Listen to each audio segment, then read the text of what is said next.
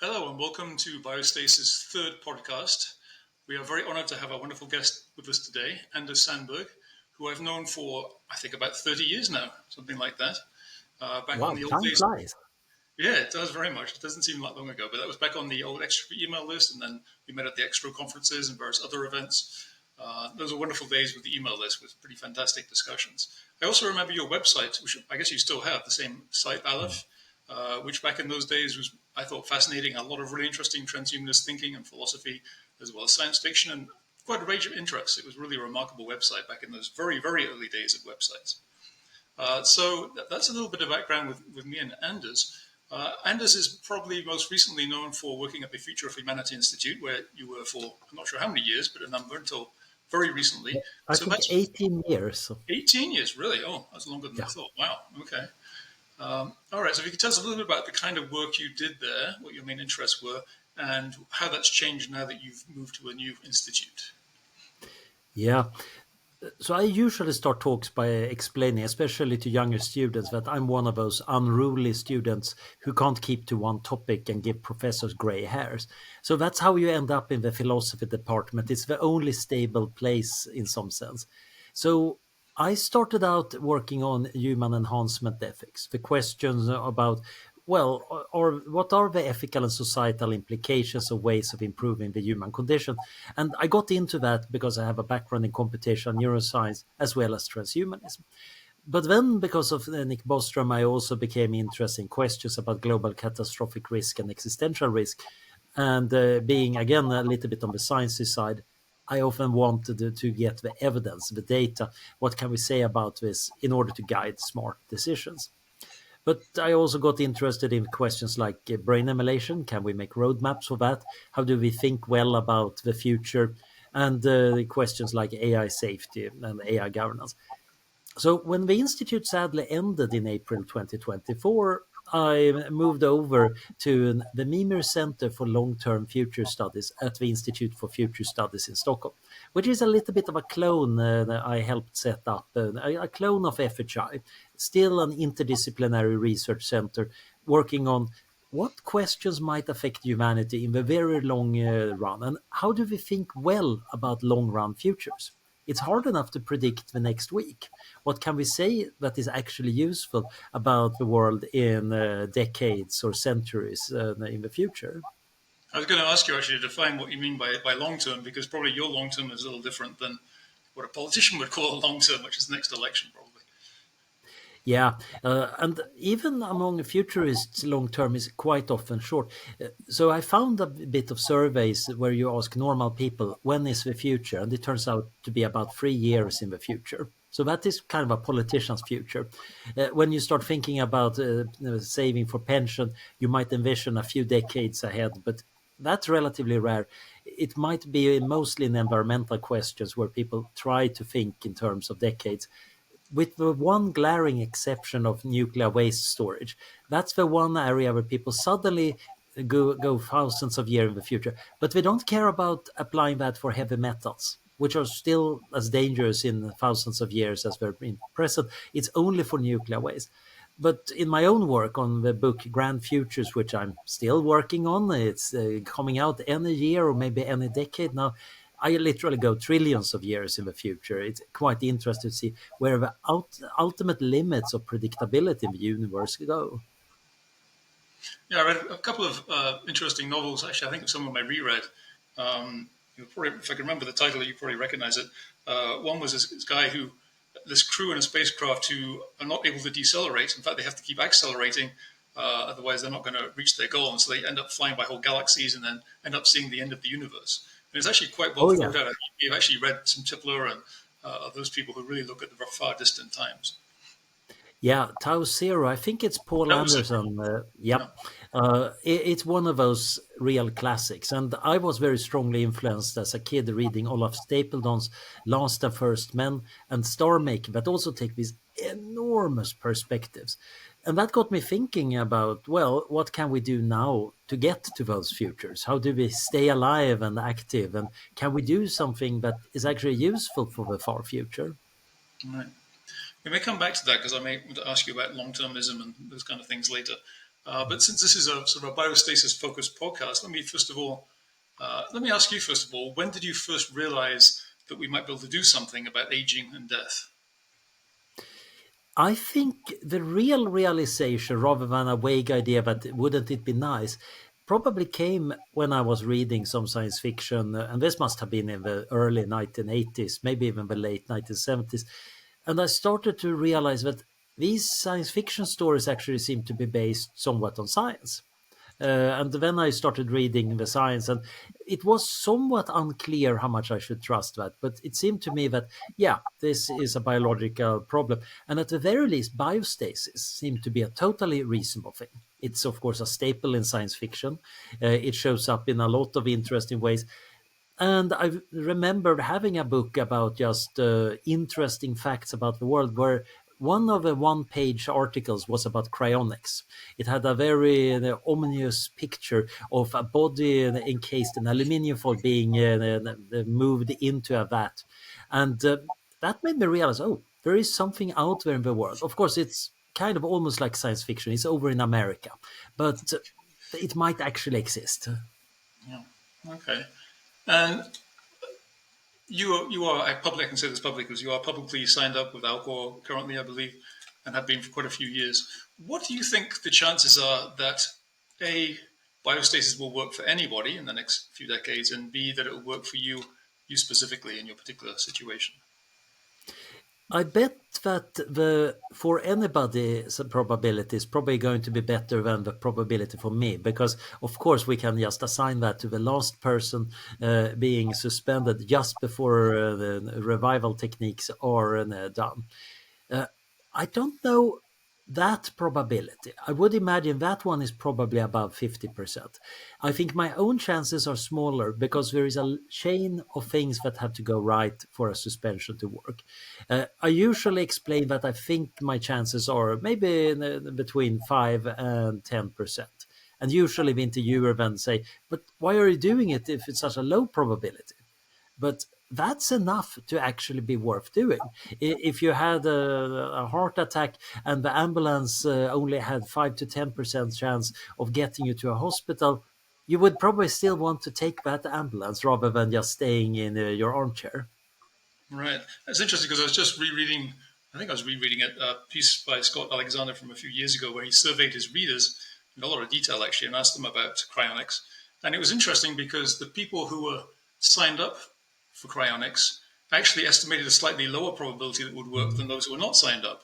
And the big difference really was that, as you say, okay, the odds might be 5%, 15, whatever, but the payoff is enormous if we get a vast amount of extra life. So the rational way to look at that really is, well, obviously depending on the cost and what it costs you today, that amount of chance is a pretty good chance given the alternative. And it Oh, sort yeah. of brings up, yeah.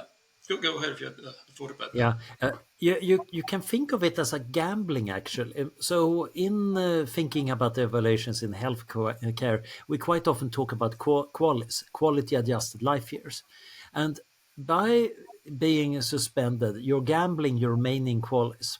But of course, if you're being suspended when you have zero qualis left, you're actually not losing very much. If you're being suspended while you're still not dead, then you are gambling whatever remained. That's not normally done, of course, but you might imagine that somebody with beginnings of Alzheimer's might say, okay, I want to have assisted dying now because those remaining qualities that might actually be worth much less than the potential in the future. Indeed, this might lead to a little bit of a paradox. I even called it the exuberant transhumanist problem in one of my papers. Because if you think that you can get a lot of qualities in the long run future, if you think that it's not just that you're going to live for a lifetime, but many, many normal human lifetimes, and the quality would be so much better. So you will get more qualities per year than one. And maybe you could exist in multiple copies, etc. Now the amount of qualities in that wonderful potential future might be so big that you would accept any probability, and that might just mean that you would rush to the nearest freezer, which is not necessarily a smart thing to do because we probably want to be rather cautious with our future. Yeah, and you don't really know what the probabilities are, and certainly the sooner you do it, probably on average, the worse your chances are because we'll get better at it over time. And hopefully you can take other measures like moving close to a cryonics organization and other things like that that can make quite a difference. Yeah, I think a lot of the risk in the process comes, of course, from the normal boring steps like, oh, you die alone and then you don't have anybody to start the suspension process, or you happen to be far away, or the doctors won't sign off. And these are things that I think might be preventable with the right kind of organization. The interesting ones, the ones that you might get into a cool scientific and philosophical argument about, is of course, well, what about the process itself?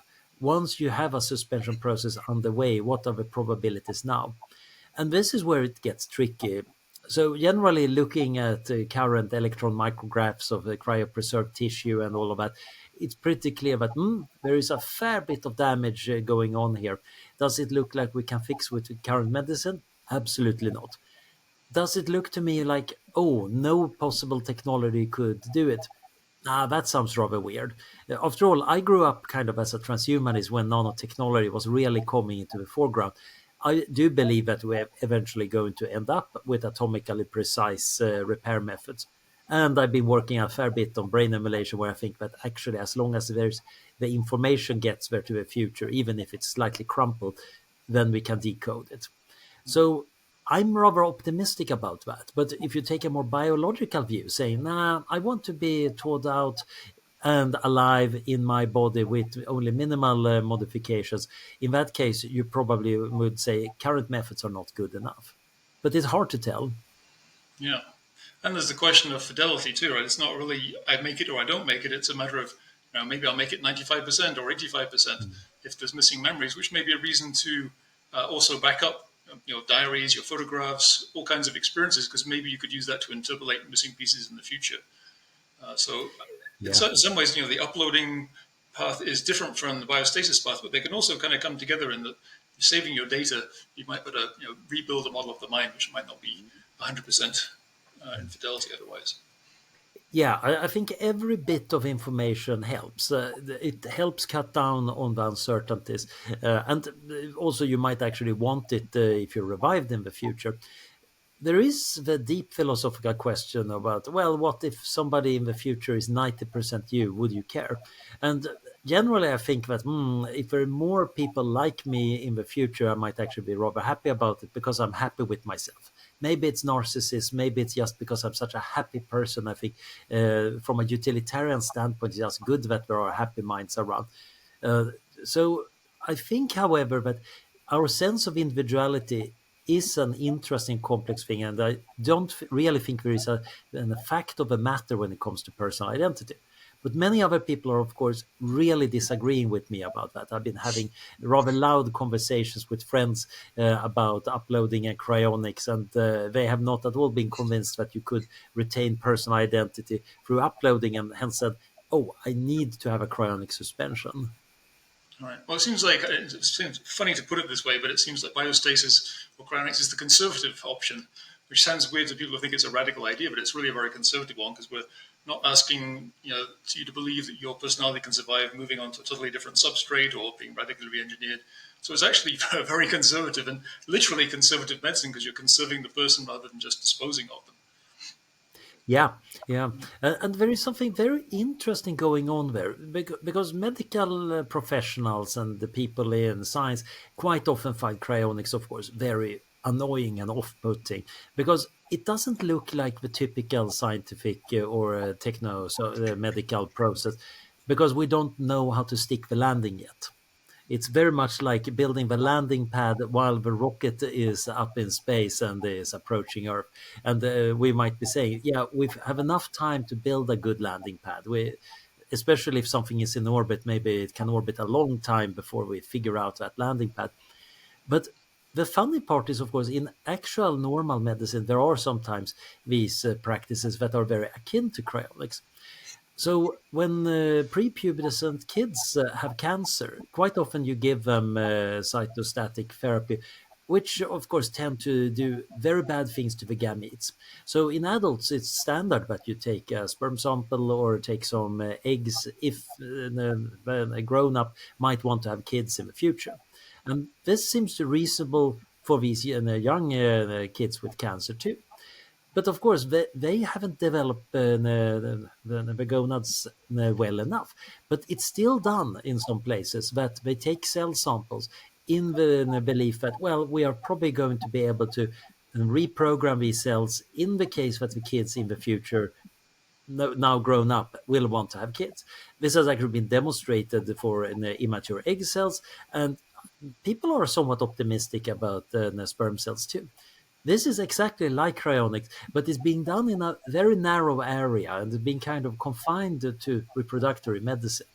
Right. And similarly, women cryopreserving their eggs to be used possibly in the future.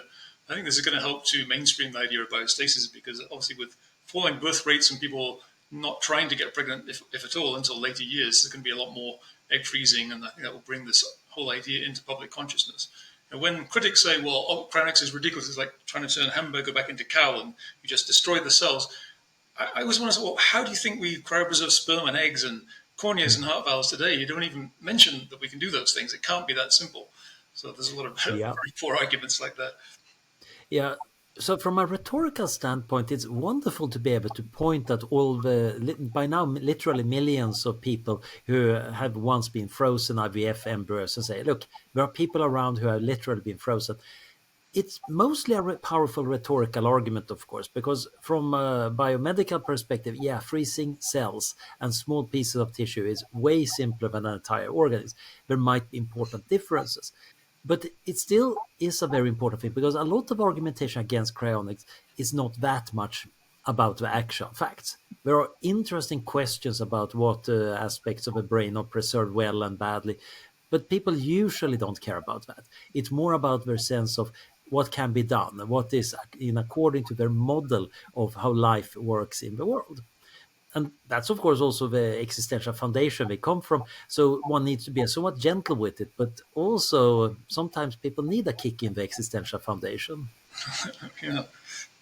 And talking of existential foundations and existential matters, I'm currently uh, reading up on terror management theory and looking back on Alan Harrington's very interesting book, The Immortalist, which most people haven't seen, and it's actually very hard to get a copy. 1969, originally written.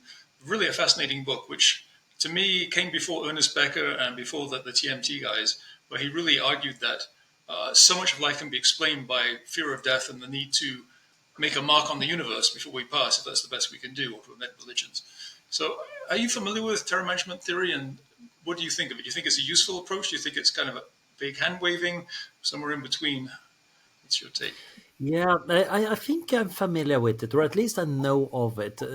Uh, and generally, when I was studying psychology, it was very much the era of priming. So the idea was, as soon as you put up some signs of mortality, people become much more conservative and they behave in different ways. I bet that a lot of the stuff I was hearing very seriously in those lectures haven't replicated that well.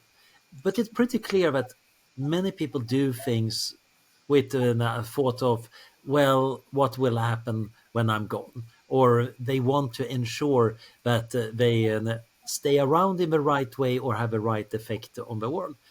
And that might sometimes be based on terror. Sometimes it might just be almost like you imitate everybody around you. But the net effect seems to be that many people have these behaviors, but they often follow scripts. I think that is the interesting part. I was on a panel this weekend and talking about the future of sex, and one of the big discussions was about the sexual scripts people are using, and of course the politics surrounding that. But there are also the scripts about death and the posteriority, and they are quite often even more important. People set up their pension plans and set aside money for it. People sometimes motivate the research with, I'm going to want to have a theorem named after me, or at least I need to add something.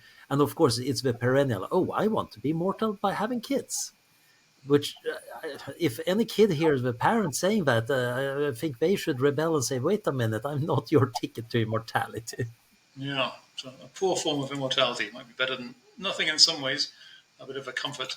Yeah, I'm just kind of in the early stages, but it strikes me that terror management theory explains too much. It it seems like an ad hoc explanation of a lot of things. I think from what I'm reading, a lot of the experiments haven't replicated. It seems like the basis of it seems kind of obvious that yeah, we get anxious. I think it's more anxiety than terror, frankly, unless you're actually facing death imminently. I think it's more a matter of anxiety than terror. So it's maybe misnamed. But also kind of going against the idea, it seems like the people who want to build and create things tend to be younger. And if the theory were Mhm. true, you'd expect the older you get, the more creative you at Yeah. least try to be with whatever energy you had left. So I'm not convinced it's completely compelling. It really tries. There is that argument people say that, oh, life extension would be bad because then we would just postpone doing all the art and the important stuff we're supposed to be doing till later. And first of all, you can notice that most people seem to be postponing it indefinitely, even with current lifespans. Most people don't seem to be going all out for making that lasting mark on the universe. Many of them are having nice lives, but it's not really that it looks like that mortality is really making them do something up today. And again, why is it that teenagers seem to be doing so much more than the older people?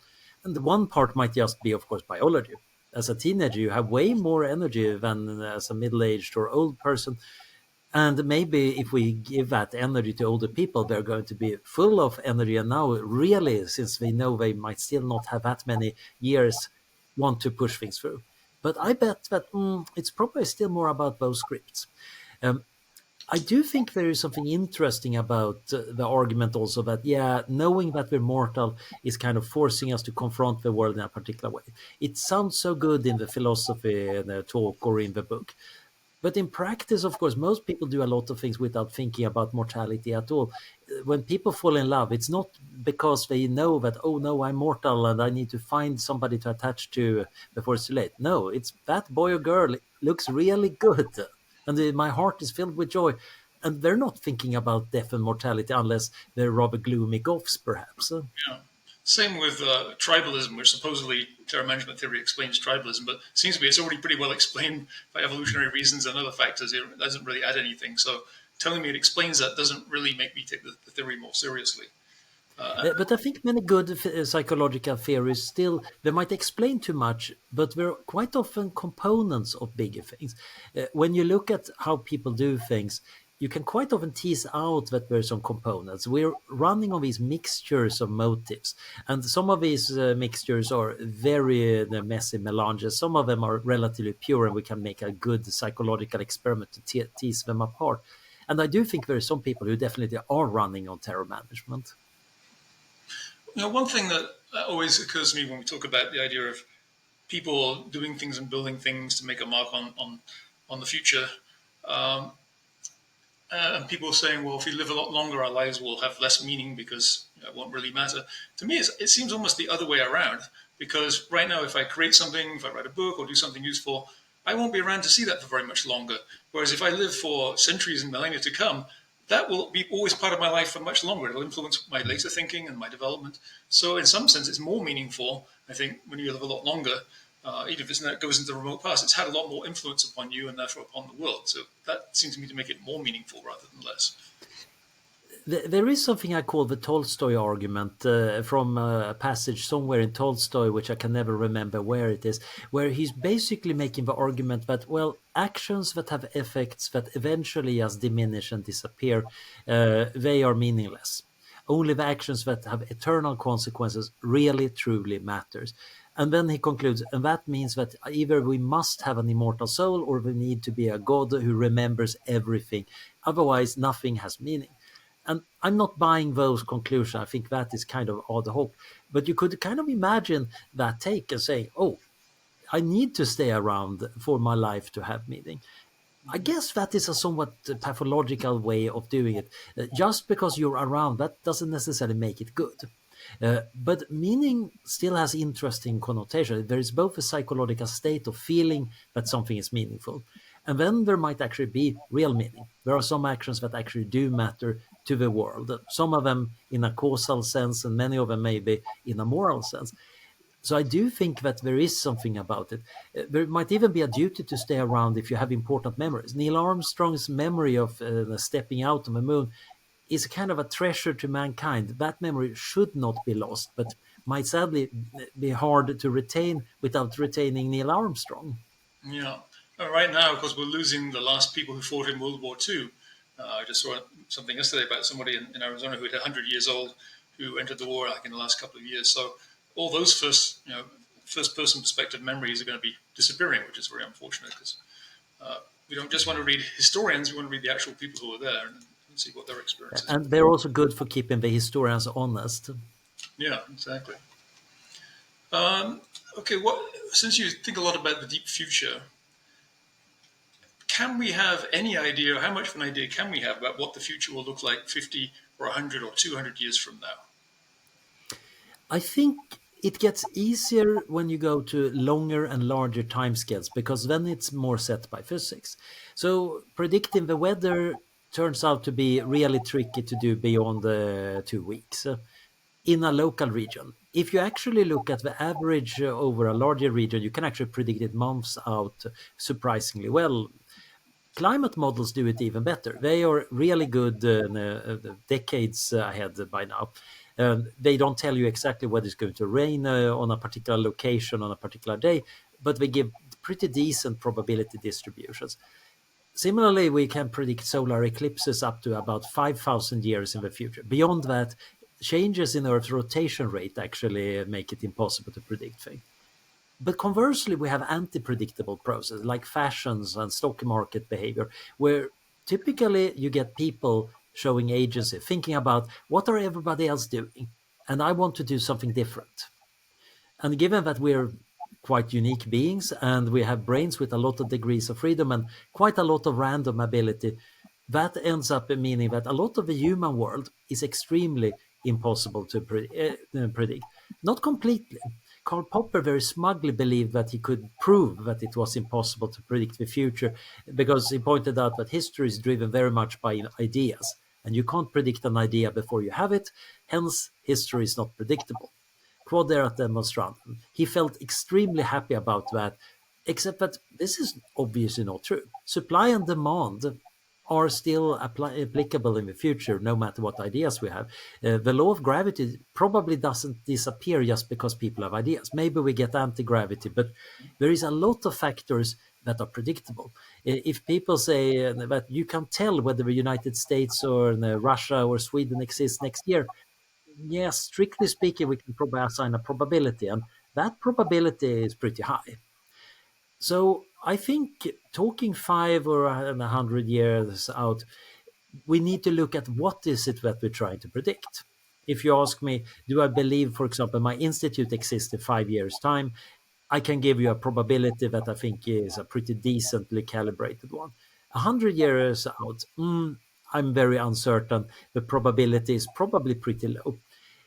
But we can also do things like, if we wanted to stay around, can I set up an organization that's more likely to be around? And similarly, would human nature change radically over the next 10 years? Probably not. We have a good reasons to not believe that there's much going on.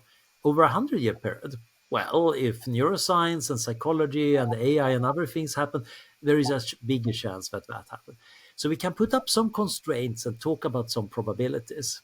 But the human world is the least predictable part of the universe. And it's interesting because as we get more powerful, we're going to drive, of course, the evolution of much of the material world around us based on our ideas, on our visions. So that gets more unpredictable because we're causing the changes in the world rather than being acted on by the world so much. Yeah, yeah.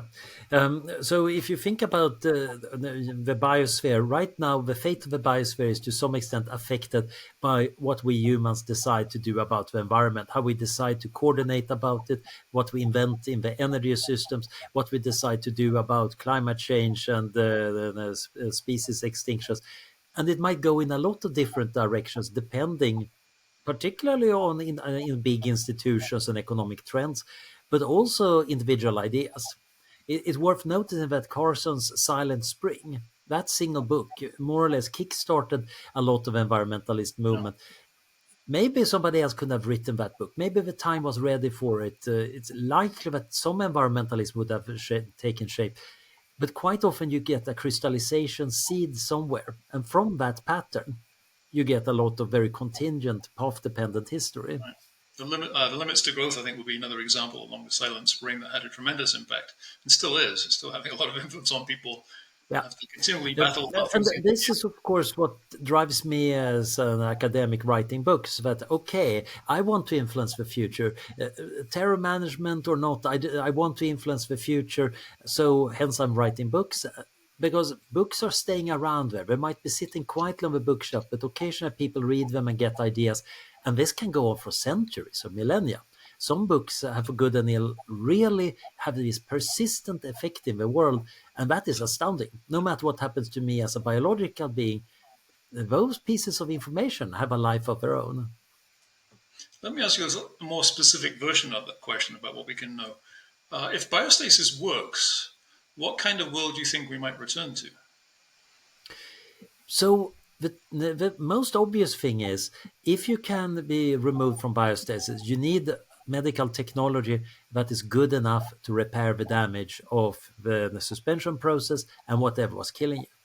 That's going to be some pretty advanced medical technology. So it seems very plausible to say, yeah, it better be able to handle the damage on a cellular level. So it better be able to cure all known cancers and infections and aging and long, long, long list. Essentially, it needs to be able to restore you to good biological function from a very bad state. So we already know that this is a world that has to be technologically very advanced, just by the assumption that we are returned. Similarly, we also know that it somewhat continues with our world. Because the sad thing is, if current civilization collapses, the cryonics companies are not very likely to persist that long. Liquid nitrogen is an industrial staple and cheap, but without an industrial civilization, eventually you run out of it. So that also tells us that there is a continuity. It's less likely, at least given current suspension methods, that you get the scenario that, oh, you end up in a totally alien future. So while I find the opening of Futurama hilariously fun to watch, where Fry accidentally steps into a cryo chamber and you see history play out through the window of a cryonics facility, which strangely stays up despite civilizations coming and going and alien invasions happening, it's more likely that, yeah, you're going to be in a descendant of current civilization. So that is things we can say with pretty high certainty. We can also say that the people running this show, whether they are humans or post-humans or AIs or something else, they also had enough interest in the preferences or wishes or knowledge of people of the past to bring them up. That is also an interesting factor. It's harder to know what to make of it, but I think it tells you that there is enough of a link. And yeah, I think it kind of draws a bottom limit on how bad the world could be. If it's wealthy enough and technology is fast enough and people all want to bring you back, that seems to say the world isn't that terrible. Unless, of course, you go into these ridiculous fantasies that they're going to bring you back to turn you into a slave, which seems like an incredibly uneconomic way to do it, especially if you've got robots and so on. So I think there's a ridiculous Those scenario. scenarios are a really interesting genre. I think most of us hear them all the time when we talk with people. And I find it so fascinating because that one might be terror management. How do you respond when the guy you're talking to might actually be, well, if not immortal, at least do something very weird with life and death? Well, you try to figure out a way where it could be bad, or you want to lessen it in some sense. And I always respond by saying, do you do this with Christians? So you ask them when they talk about that in the hereafter they're going to be living happily up there, and ask them, are angels carnivorous? What if you were going to be used as a slave in heaven? Yeah. Nobody does that No. because it's kind of rude, but it also is part of a kind of capital that organized religion has that cryonic haven't got, that you're supposed to be taken seriously. You kind of recognize that telling grandma that maybe angels might want to eat her soul, uh, that's not really how you make the family dinner go well. Right. And also, advocates of biostasis get other questions that religious people don't get, except when I'm teaching a philosophy of religion class. Then I give it to my students, like, okay, you believe you're going to heaven, everything's great, but what is heaven like? Do you have a Mm. body? Do you have a job? Do you have all your past relatives, for hundreds of generations with you? And they've never really thought about these things because nobody asked that question. They think it's okay to ask it for biostasis, how will the family be and that kind of thing, but never for religion, which is interesting. And I think part of the reason is that actually biostasis is a very different thing. in religion, the details of afterlife, you don't really want to dwell too much on it, because as soon as you start thinking carefully about it, then of course stuff turns weird so fast and it becomes exceedingly unsettling. Instead, you want to have that as a wonderful goal that you feel at peace at, and then you do the important religious stuff, which is kind of getting along with fellow members of the congregation and all of that. So the goal is not so much that eternal salvation as being integrated in the right way. Biostasis is much more now. No, I actually want to get to the future for real, and that means that it functions quite differently. So I wish I believed that people recognize this distinction, and that is why we're doing it.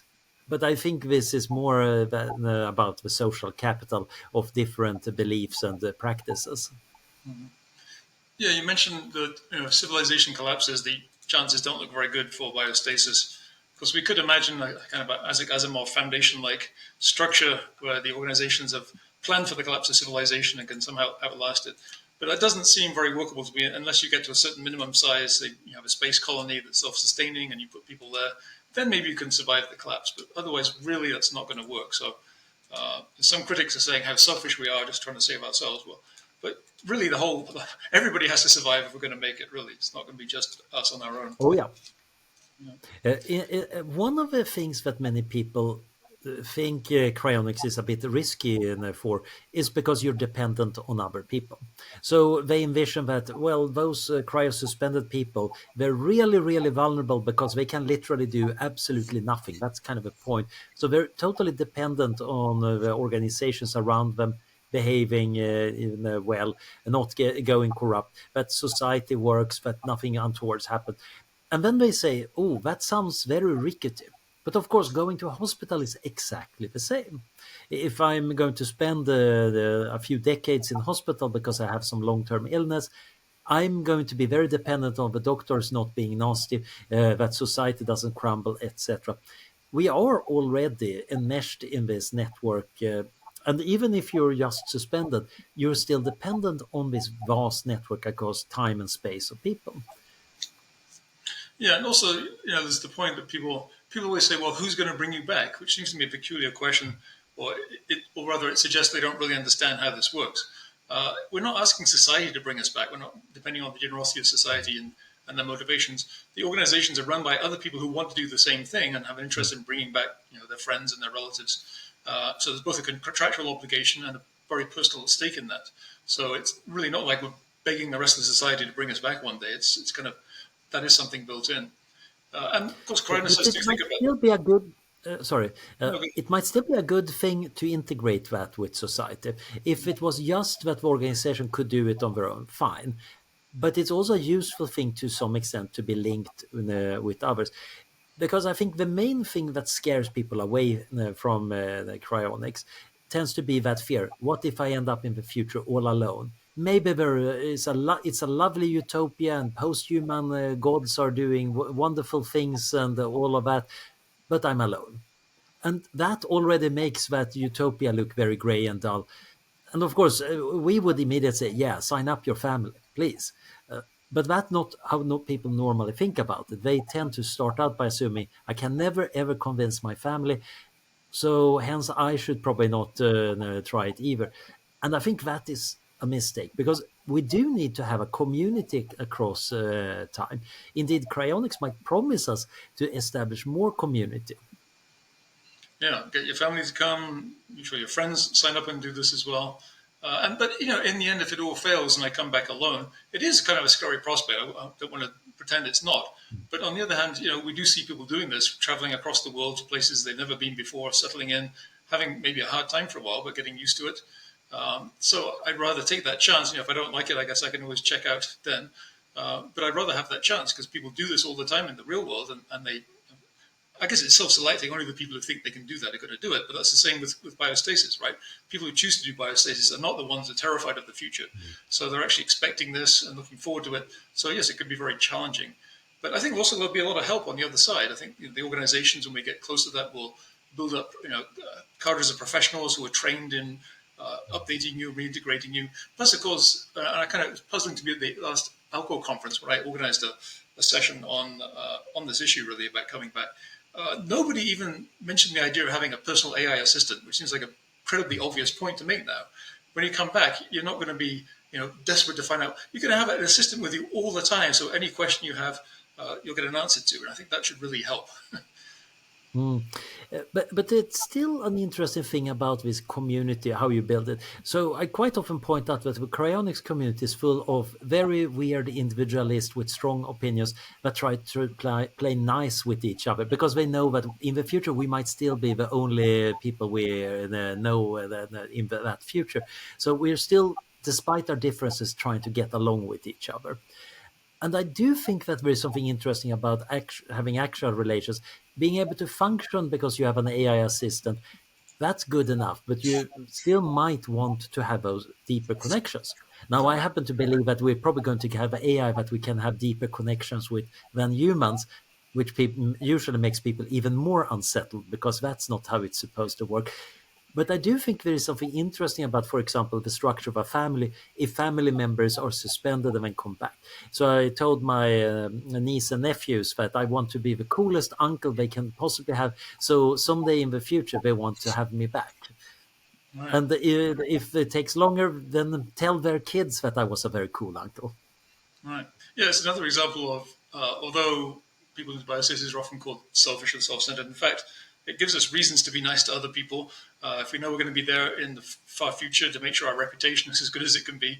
And of course, things like war, we're definitely going to be interested in not having war because that wipes out a chance to live indefinitely. So I think there's a lot of maybe inherently self-interested reasons, but end up actually looking at everybody else's interests favorably by having that Oh yeah, non-self. oh yeah. I think the utterly immoral and selfish chronicist would still say, "Oh, I better make sure the world is still standing. I need to work for not just peace, but avoiding pandemics and nuclear war, and we should probably deal with AI safety in a responsible manner." They would, for purely selfish reason, have to act very exemplary. And I think most people are, of course, not purely immorally selfish, but they actually care about other people. It's a very strong reason. Indeed, I do think that a fair number of people might want to do as a biological suspension because they actually want, in some sense, to contribute to the continual building of the future, the human project. Yeah, someone said to me in some forum for discussion, I can't remember exactly what it was. I guess it was about natalism and having children and so on. And I said, I don't have any children. And it was a pretty harsh response. He said, well, you failed to contribute to the future of the human race then. Well, no, hopefully if things work out, I'll be directly contributing rather than through my children. And hopefully have children in the future. Be 50 years from now, 100 years from now, I'd like to have that experience. So it's not one There is or an. the other. Oh, sorry. Yeah, go ahead. Yeah, there is this interesting aspect of what does it mean really to contribute to the human species, and having children is one thing that's kind of continuing it biological, but it's pretty obvious to most of us academics that yeah, our children are more like ideas or our students. I'm very happy that some of my students have been successful, and I'm even more happy when I see people taking my papers and doing something useful out of them. The paper itself might not have been important, but now somebody does a PhD on it that actually gets to deeper questions. And we have a lot of preferences like that. It's a bit like handing the baton onwards right now. But I'm interested in being around for that, even if it just means that I'm going to be that annoying person you have to ask when citing my old papers if I still believe that, and then you can have a footnote, personal communication, and Sandberg still believes in this foolish nonsense, even this century. Right. Actually, a question I skipped, which is a very short question that is very open-ended. But since we're talking about, we want to live, the question is, what is wrong with death? Hmm? Yeah, and I think it's actually a good question.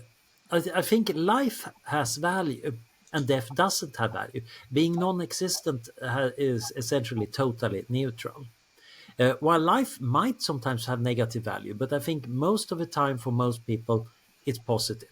So there are the very gloomy antinatalists around saying that actually it's better not to have ever been born. But most people and most philosophers would say, no, no, no, no. There are enough good things for a life to have value. The real problem might be if you're thinking about the population, you might wonder. do I want some very long-lived people, or do I want a lot more people with more generations? More people might mean actually that more people get a chance to exist, and if existence is actually a good thing, maybe we should cram in as many people as we possibly could. This is a typical philosopher and thought, of course. But I would argue that dying quite often has enough downsides. It's usually not instant. It's usually decades of decline, and there actually pains, suffering, harms, and frustrated ambitions and preferences being thwarted. There is enough bad there of that dying that we might want to avoid dying. We might want much longer lives just to cut down on that. Yeah, I take you'd agree with the point that death is not bad because it's a bad experience, because of course it's not an experience at all. It's just the end of experience. So that's not what's wrong with it. And the ancient Greeks are right about that. But that doesn't mean you can't say, well, death is not a bad thing because it's nothing. That doesn't follow at all. As you're saying, it's the end of life, which is the end of all possibility, all the good stuff. So people often say we're really afraid of death to want to do this. Well, no, not really. I mean, it's not a very appealing idea ceasing to exist, but what's bad about it is the end of all the things I want to do, all the good stuff, all the creation, contribution, the new experiences. That's what's wrong with death. It's not that it's a bad experience. It's also interesting that people use the argument that it's being afraid of death is a bad reason Yeah, for things. I can kind of see a good side of that argument, and that is arguing setting up your life to running away from something is probably not going to be as well functioning as running towards good things. But there is also this weird idea that, okay, being afraid of death, that is an invalid reason. But if you're afraid of tyranny, that has the same logical form. But nobody would say being afraid of tyranny, oh, that's unworthy. You should just accept the tyranny around you and don't worry when your political system goes bad. It's just part of the normal flow of existence. Nobody would argue that. That's just right. stupid. Yeah, We use that fear of death, and it might be because of old ideas about bravery, especially when thinking about the people going to war, etc. That it's useful to be able to limit your fear of death, because quite often we do need to take a risk. yeah. But when it gets turned into this weird argument that, oh, we should be totally fine with it. So again, I typically respond by asking, so do you think we should give therapy to poor people to accept the poverty and give therapy to oppressed people to just love Big Brother, and then the world would be so much nicer? Yeah, that's good. Yeah, definitely with Alan Harrington, that death is an imposition on the human race and no longer to be tolerated. Very much as good Oh, ways. yeah. Okay, so a little earlier you mentioned, I'm not sure if you used the term, but you mentioned the risks that civilization could get wiped out. So existential risks. So how seriously should we take existential risks? Which ones should we be most concerned about in your view? And how do we balance existential risk against what I call existential opportunity? Hmm? Yeah, so the likelihood is a tricky one. I think still the favorite list everybody is citing is Toby Ord's list in The Precipice, where he gives, over a span of many pages and with a lot of caveats, his guesstimates. And he is very clear that he's making guesses. He's recently written about how he have updated since he wrote the book, and he ends up with thinking that it's about one chance in six that civilization and humanity ends badly. And then he factors that out into various risks. Some risks can be quantified very well. Asteroids, for example, are wonderfully understood physically, etc. We can say a lot of things about the risk of most of the natural disasters, but it's the human caused ones that are tricky, and their probabilities, of course, go up and down depending on the mood of people with nuclear buttons, or what is happening in various biolabs, so on. But I think that's where the interesting risks happen. So we should recognize that nuclear war still remains a pretty major risk. We have had at least two world wars in the last century. If we just use the base rate, we might expect about two global wars this century. That seems to be a rather scary prospect. And then the question is, what's the probability of a nuclear war? Again, it's tricky to estimate. You can use various fun probability schemes. I've been writing papers about it, but you end up with these unsettling numbers that seem to suggest that, yeah, It's not an enormous risk per year, but between maybe 0.1%, that's still enough to be really worrisome over a century. Mm. And if you're stored for a century, then you get all that risk. The really interesting ones to my research is, of course, the ones from new technology. So biotechnology is probably the tricky one because bioweapons could be really bad. Mm. But on the other hand, the incentives for actually making bioweapons for the major powers are relatively mild. Finding a scenario where you get a group that's capable enough to do something super scary and also that they want to do it, it requires a rather peculiar combination. But there are certainly some people out there that actually would like to do it, and the technology is becoming more and more available. But simultaneously, our biotechnology for stopping pandemics and outbreaks might also be getting better. So it's hard to tell where the race is going. And this is, of course, even more true for artificial intelligence, where I'm kind of a doomer. I think that there is at least 10% risk, actually, the bulk of long term risk this century, that things turn really messy because of the power of AI. Of that, part of it is super intelligence, really running amok. But I think there are various forms of emergent disasters you can get, even with relatively well aligned AI. And we should not miss that there are malicious uses and just the turbulence of everybody getting AI assistants that might be empowering them tremendously is going to lead to very unexpected changes in the world. It's bound to be that some people are going to ask their assistants, can you come up with a good plan for making me ruler of the world and stop all the others who are asking this question? Mm. And it's likely that those guys are not the ones that might end up causing the most damage. But you can imagine the same thing on all levels of insanity and creativity. And a Mm. world with that power is, we don't know how to run it yet. We're going to find out within a decade or two if it's even manageable. So we have a whole bunch of risks, some small, some pretty big.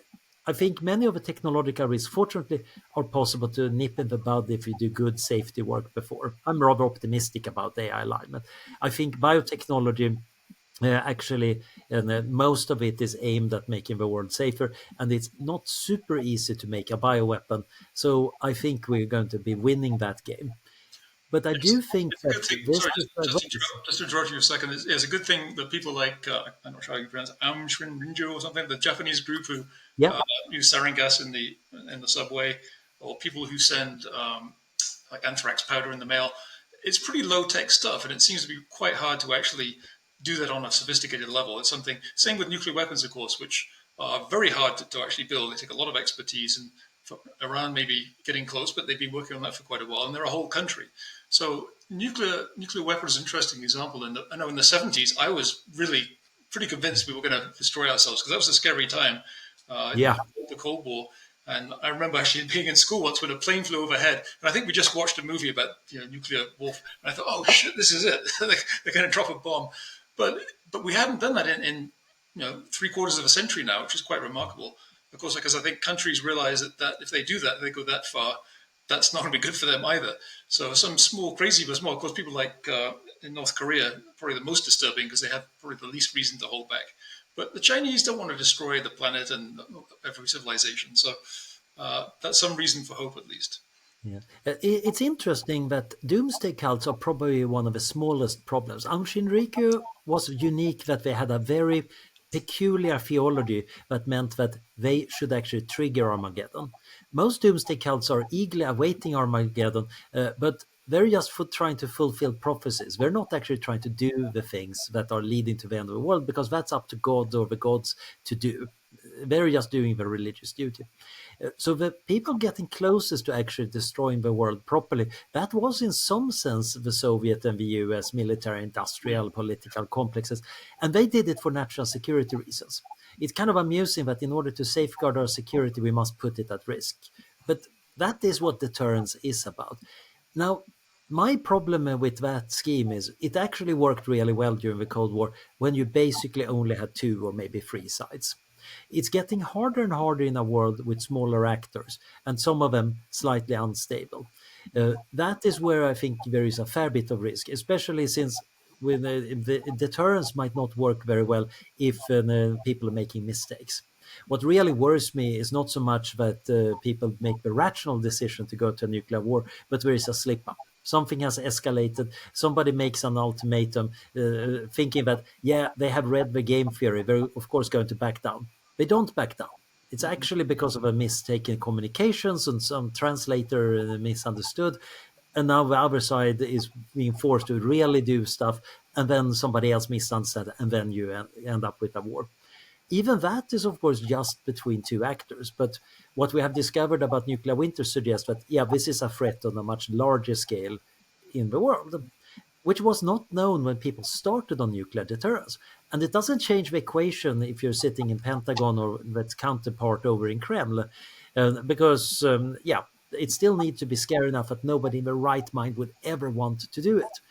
The problem is, of course, that we might find out that other technologies and things we do have these side effects that we really didn't want. The ozone hole was a side effect of a lot of pretty normal everyday chemistry. That one we managed relatively well. But we're doing a somewhat messy job on the climate change issue, where we have it as a side effect of a lot of technological systems that are just so well integrated in the world system that it's hard to change them. But my optimism about this is that, yeah, we have seen risks and we have overcome them. In some cases, maybe not in a great way, maybe not fast enough, but I do think that we actually have a lot of wherewithal to deal with it. It's not like most people are wanting to have existential risk. Yeah. No. Now, the kind of thing that really scares me, and I don't remember the details of this, but I'm sure it'd be familiar, was one of the times apparently we came very close to nuclear war was when um, I think the Russians thought that the Soviets thought that we were sending nukes their way from some kind of mistake. And one Russian officer said, "Wait a minute, I'm not. I got to check on that first." And if he hadn't done that, that could have been it. And I assume that story is true, but that Oh, kind yeah. of thing is terrifying. Lieutenant Colonel Stanislav Petrov, on the 26th of September in 1983, he saved the world. I was very proud at FHI to have an office that was actually named after him, and I had a hero portrait of him on the wall. Oh, great! Yes, you're Opposite the mushroom cloud my grandfather made as part of a civil defense exercise in the 1960s, he was a bit of a pyromaniac, and he made a pretty impressive mushroom cloud to start up that exercise. well. Since you're very familiar with that case, maybe you can answer this question. How well do you think we learned from that situation? What kind of checks and balances were put in place after that? Hopefully, some were, and that's not going to recur. That is the scary thing. I think not enough was learned from it. As I usually joke when telling the story, saving the world is actually not good for your career. Petrov had done the right thing, but in some sense for the wrong reasons. He had not followed the book, and you better follow the book in the Soviet military. So his career was apparently a bit sidelined. But in the 90s, when the archives were open, the truth eventually came out, and people started appreciating him. But I think some changes were instituted when the people realized that mishap, and many of the nuclear near misses have gotten people to try to patch that reason for the miss. The problem is many disasters don't get as much correction as we would expect. For example, in 1918, the flu and the pandemic that killed more people than the World War was a serious thing. And somebody wrote near the end, it's funny, nobody's talking about the pandemic anymore. And yeah, there was no response to his little newspaper article. I used to bring that up during COVID and say, we need to remember this and be those awkward people who bring up COVID all the time to fix the institutions and the healthcare. And look where we are right now. In country after country, various rather sensible precautions to reduce pandemic risk are being ignored because, oh, unemployment, the war in Ukraine, there is so much else going on. So unfortunately, we learn rather weakly from the disasters. Yeah, We should learn better. yeah. This might be another reason to have people staying around for centuries, because you do get these awkward people saying, the last 5 pandemics I've been in, I learned this thing. Now we're going to do this time again. Right. A really sad thing to me was, in the US, I looked at the CDC's website in 2019, actually, and what they had there was clearly contradictory to the things they were then advising immediately afterwards. The literature on masks, they said, was very uncertain unless you have a very properly fitted N95. But they completely ignored everything they'd learned from previous pandemics, their own documentation, and just went, just driven, I think, by political pressures, went kind of crazy. So that's a very bad sign too. That our institutions Yeah. do not respond well, do not learn very well, and it's not very easy to fix that kind of problem because of incentives. Yeah, and it's an interesting one because it's not about technology. Maybe we could do something with AI, but it's more about designing incentives, designing institutions to be good at learning and good at remembering things, including awkward things. It's a bit like the red teaming exercises in the military. You have somebody playing the red side, the opposing side, and then you play out a war game as real as you want to make it, and afterwards you try to learn from it. But unless there is buy-in from the highest up supporting even the lessons about mistakes, quite often it's bad for the career being on the red team side because, oh, he was the enemy. There have been several big military accidents where the people decided to draw totally the wrong conclusions just because we didn't have enough support and the various factions decided to interpret things. This is a recognized problem. And it happens again and again. Smart people observe it and point it out. Smart organizations take that into account, while many more they just use the standard thing and then punish the people who point out the problem or decide to conveniently forget the problem. Well, let's hope we live long enough to see these kind of problems actually solved more effectively because we're very bad at them so far. We're much better at building hard technologies than we are at social technologies. That's going to be Which poses this interesting possibility that we might, in that case, encode some of it in hard technologies. So today I was attending a seminar about artificial intelligence and the public administration in Sweden. And it's fascinating because we're talking about people from the unions, from the various parts of the Swedish welfare system, philosophers, and they're all very positive to artificial intelligence in general because it's obvious that you can actually strengthen administration. You can make it cheaper, you can make it accessible 24/7, you can make things neutral. Some people were talking about you could actually use AI to redact the private and sensitive information so people don't even need to see it. So you can actually do this in bulk. You can do very useful things. And the problem that everybody were, of course, spending most time talking about is how to do this so it doesn't cause more problems. And there's zillions of ways this can be handled badly. But it's also very clear that there are many parts of public administration that if we can hand it over to software, it would be a real net win to do.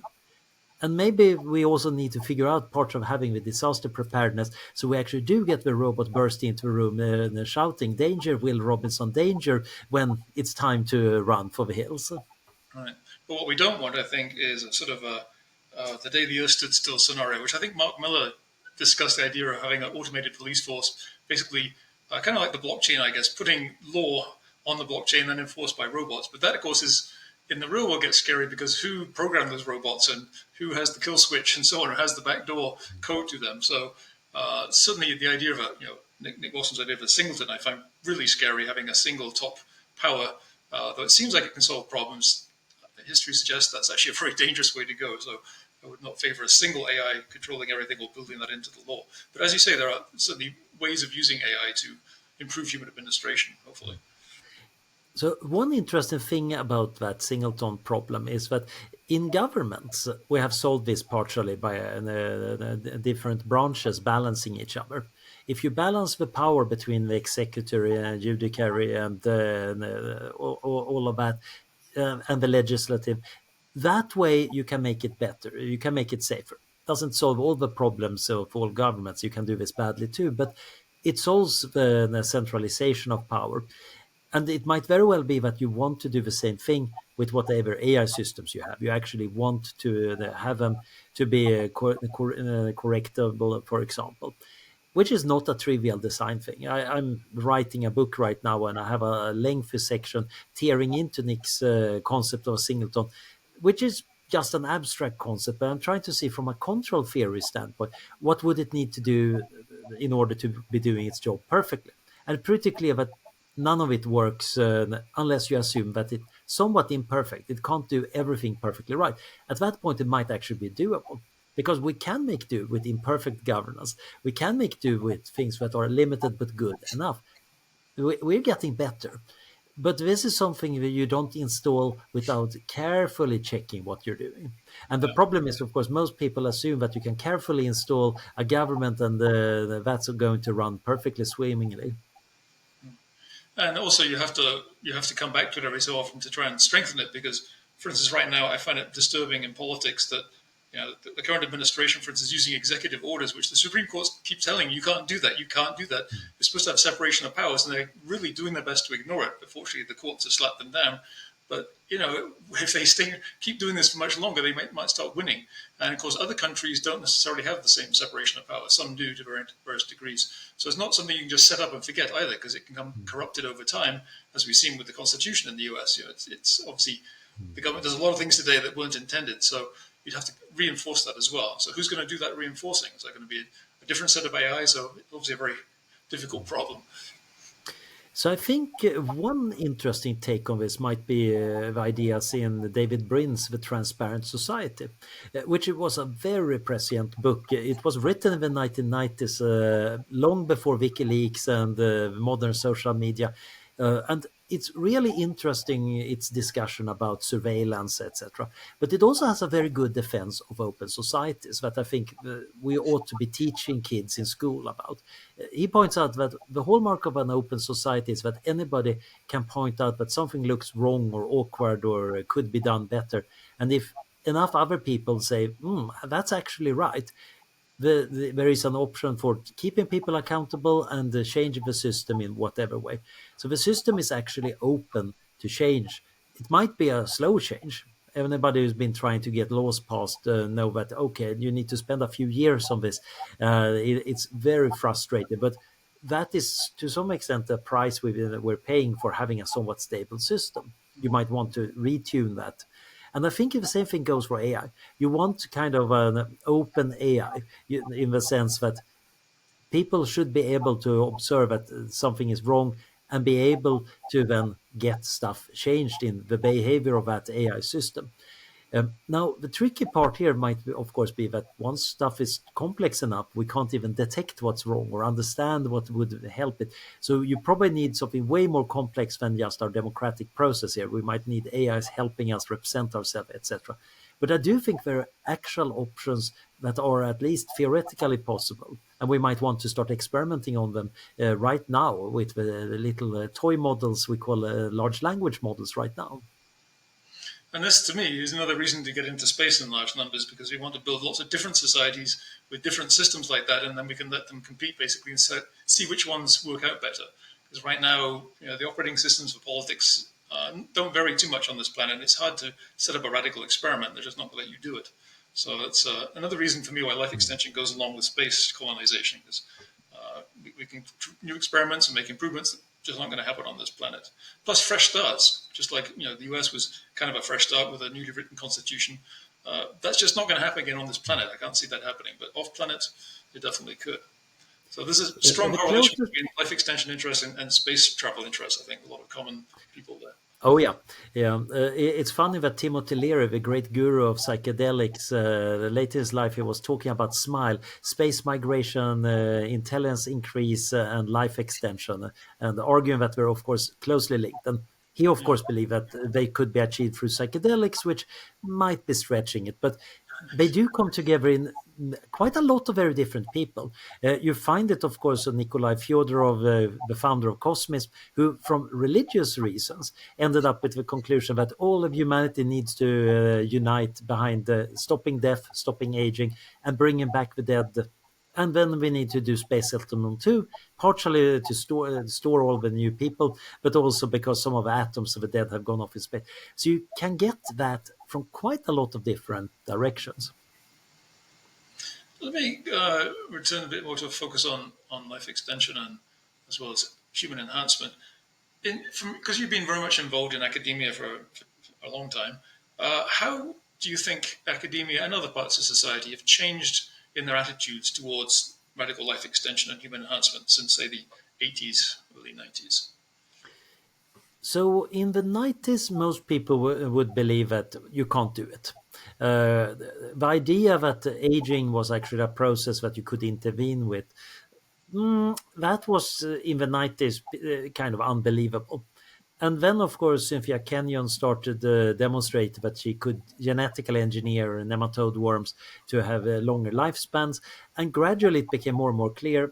And by now, people are always citing the hallmarks of aging paper, where all the hallmarks of aging are things that in the lab, if you increase them, you get more in aging like effects of the organism. And if you block them, you slow down aging effects.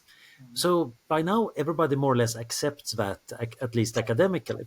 There might still be a big disagreement about whether we can fix this in a practical way. When it comes to other forms of enhancement, the situation is slightly tricky because the forms of enhancers that are perhaps best studied, pharmacological enhancers, there are not that many around because the ones we have are mostly a side effect of finding some pharmaceutical that works well against some condition that also works well in healthy people. So people are certainly by now very used to the idea of modafinil and methylphenidate and other acting as cognitive enhancers. But the debate also has become rather boring by now. It was very exciting in the early noughties when Francis Fukuyama came out with our post-human future and forced us transhumanists out of our cellars and into the breach, where we, to our delight, found that, oh, we got a lot of allies by a lot of kind of left-wing academics who instinctively took the opposing side from Fukuyama because he was standing too close to President George W. Bush. That was interesting and led to a lot of good argumentation. But then nothing much happened because we're just refining the interesting ethical argument. We haven't been refining the enhancers that much. This is where it's interesting to see that new neurotechnologies are advancing. Our biotechnology is advancing. It might very well be that the next area where people are debating it is going to be not just genetic selection, but also gene therapies for enhancing purposes. I think that is actually going to open new interesting topics. But a lot of people have already kind of made up their minds. The thing that really matters, though, is can you actually do it for real? Or is this just a cool conversation? As long as it's a conversation about this hypothetical drug or this hypothetical genetic intervention, people typically sit on high ethical horses and use big principles and claim that this must be absolutely banned globally, or this is mandatory, or something, something. If it's actually something you could go to the drugstore for, or you could travel to Costa Rica and get a therapy, now you start thinking cost benefit. You might actually say, actually, we might want that on the national healthcare system in the UK. We might actually want to handle the side effects in a different way.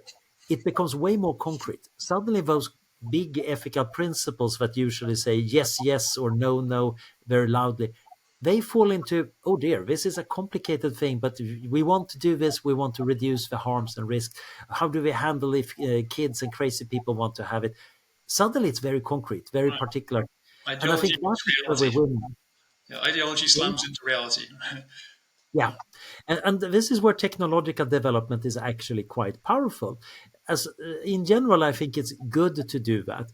As long as you're not making a technology that is actually an existential risk, I would say go for it. It's a better world that has more options for acting in it. It's just that some options have very awkward side effects. Email implies spam, and any economist could have figured that one out in the 1970s if they had ever been invited to meetings of people inventing email, because they would have said, if there is zero cost to send an email, I predict infinite email. But of course, nobody invited an economist, and it sounded crazy back then. It only became non-crazy once email became available outside university, and suddenly our mailboxes were full of spam. So many technologies do have predictable but bad effects, but nobody wants to listen to them. This is where we actually should cherish the Luddites and the pessimists, listen to them as unpaid focus groups, and then go and make safeguards so we don't their problem don't happen. And then you can be really smug. Yeah. One story which I've mentioned before, maybe even on this podcast, but I'm going to do it again because it's such a good story.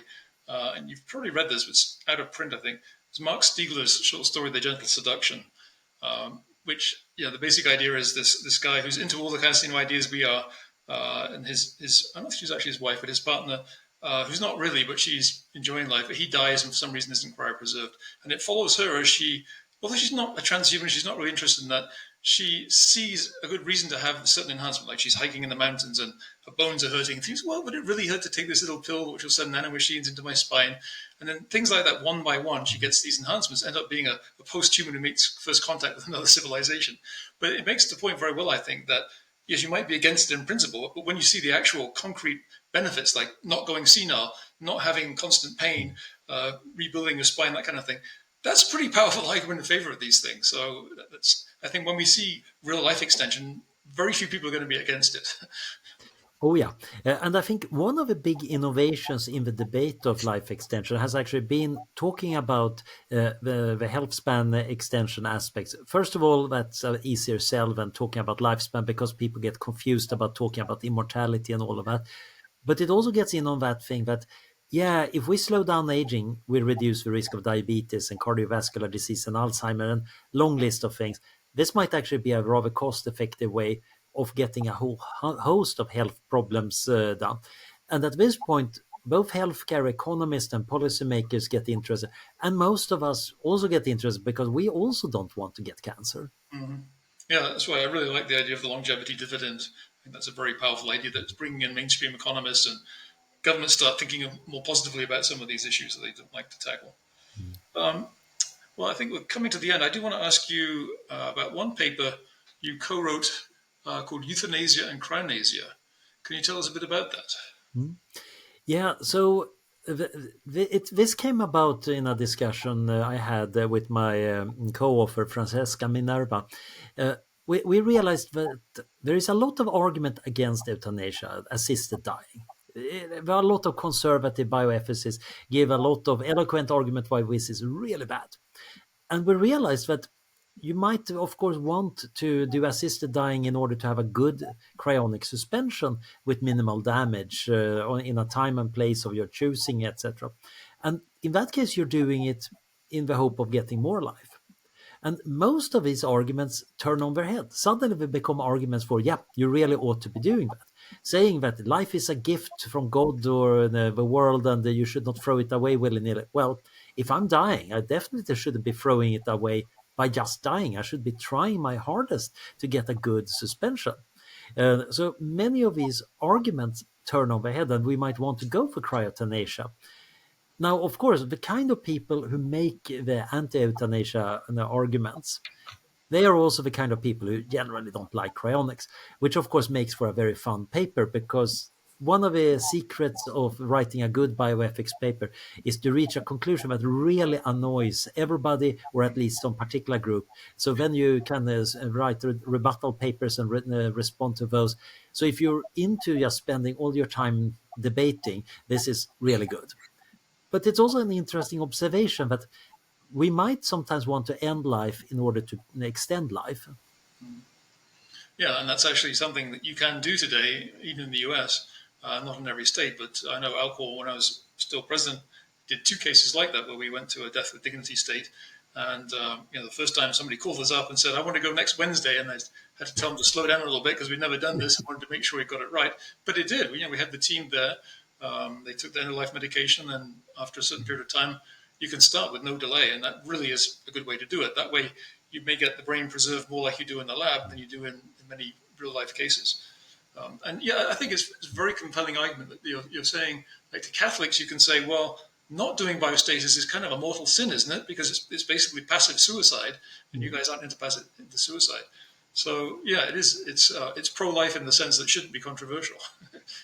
Yeah, it shouldn't be controversial, but of course people make it controversial because quite often what is controversial, not controversial, has very little to do with it, whether it's actually bad.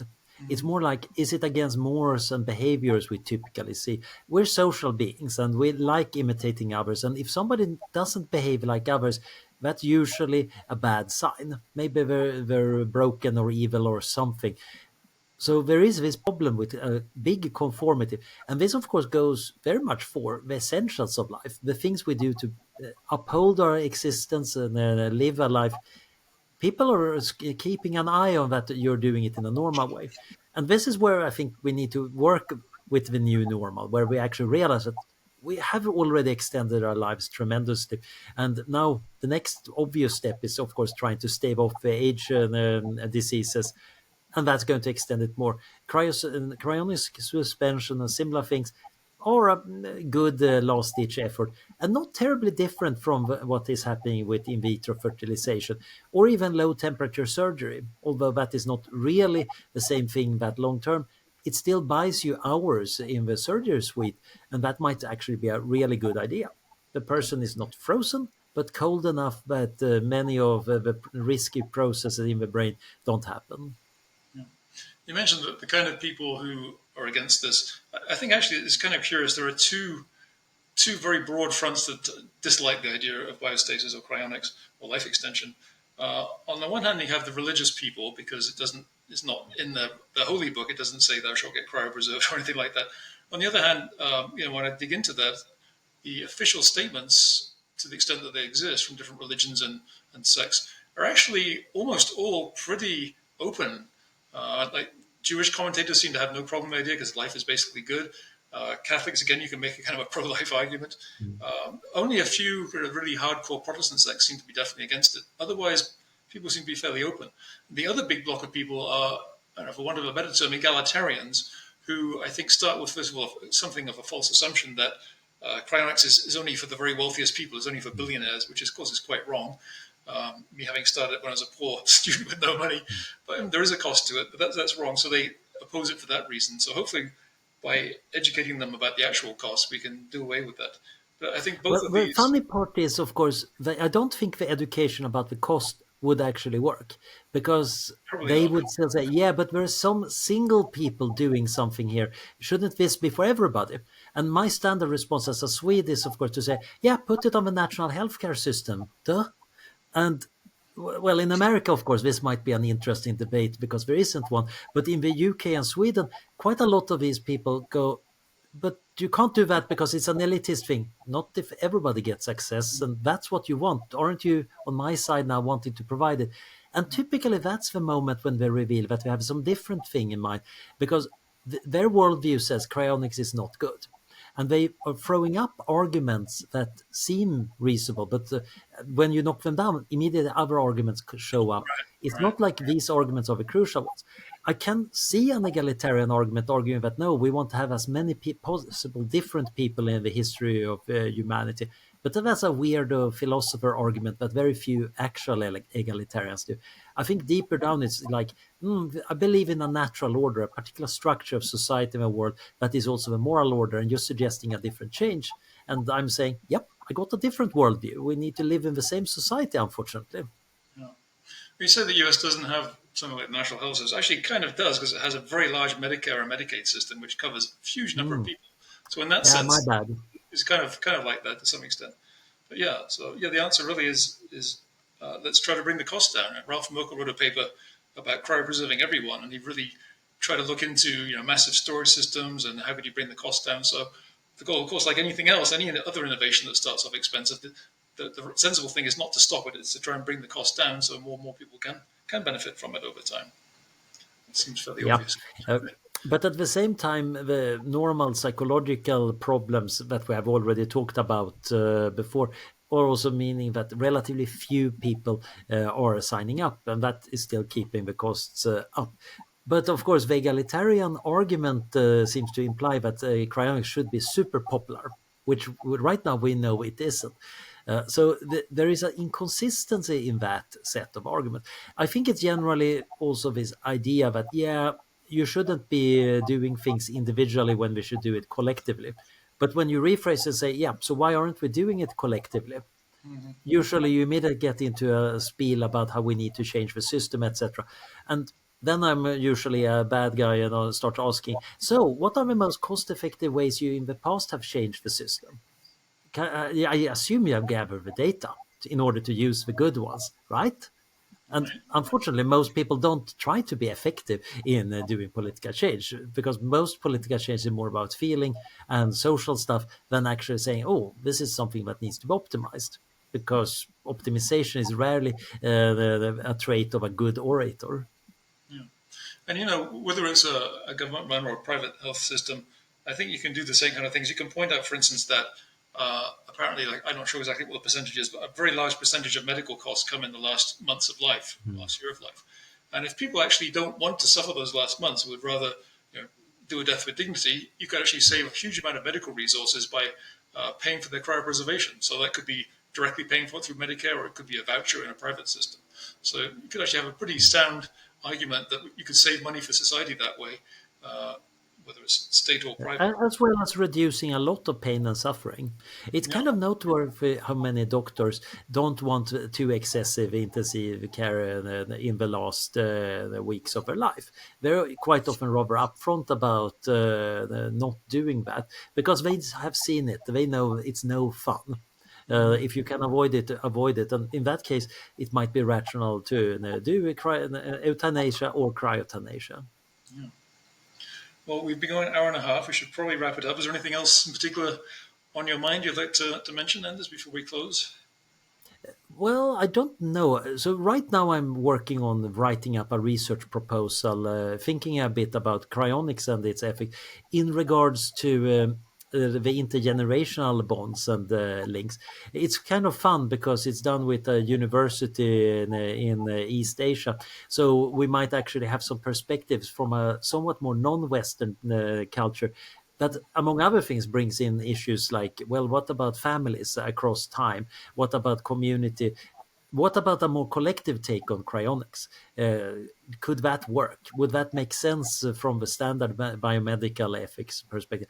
I think it's worth noting that we can do so many different things with biostasis. It's a really interesting concept. You might view it as a utilitarian way of going to space, even if it takes a long time. It's a way of extending one's own life. It might be a way of maintaining memories or other important things. And I think even thinking about it is actually quite healthy. Even if people don't sign up, I think it's good for them to think about it as a possibility or a challenge. This is why I'm always wearing my little cryonics tag on the outside. I usually explain it's a brilliant conversation starter. 5 minutes in, and we're talking about life and death, whether we believe the future is going to be good or bad, whether it's moral progress or regress or something else, whether brain ischemia is a major thing, and how much we trust nanomachines. It's brilliant. I think it's very nice that the future seeps into the present thanks to cryonics. Yeah. I need to get a more prominent one. Actually, I have this little thing that kind of fits onto my watch.